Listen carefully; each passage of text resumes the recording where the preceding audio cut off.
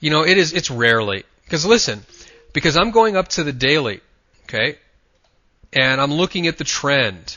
I'm looking at logical points on the daily. I'm going up to the weekly, and I'm looking at, where's support and resistance. I'm looking at the overall trend. I'm going down to the 240-minute bar, and I'm seeing where the market is spiked down and where the logical points are here. I'm looking for the overall patterns. And then I'm going down to a 60-minute. I'm looking for the patterns on the 60-minute, basing that where the overall trend is. And then finally I go down when I'm ready to make a trade. If it's not an autopilot trade, I go down to the 15-minute bar. I wait for the market to close finally below the line if I'm trading below the line, and then trade below the low point here before I'm looking to get in. Okay, so I haven't tracked that.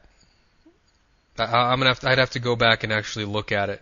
But what I would tell you is, with something as sensitive to the market as trying to figure out how often both orders get triggered, you have to know that is no way telling you what it's going to do in the future.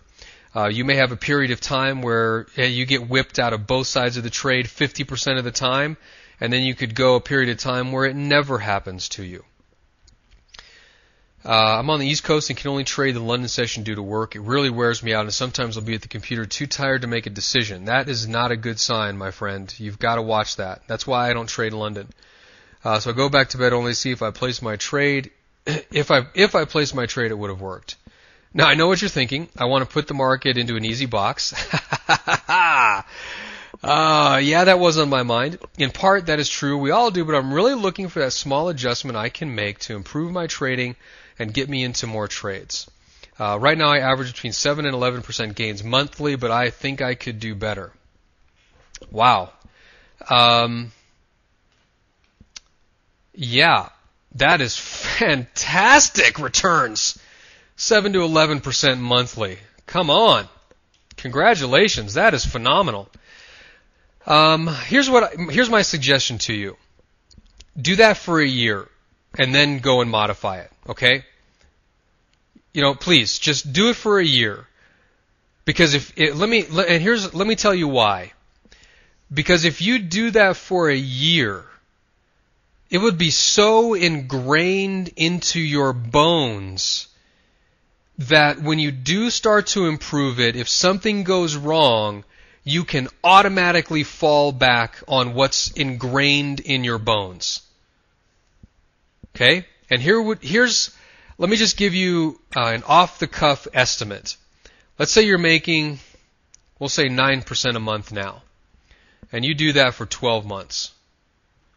Okay, now you have the skills that time has given you. All right? Now, my guess would be, in the next 12-month period, adding 3 to 4% on your gains would be about 75% likely if you did it this way. If you were making on average 9% now and you tried to change that, let's say you go 2 months, and you try and change that and up it by 3%, I would say that the likelihood drops down to about 30%.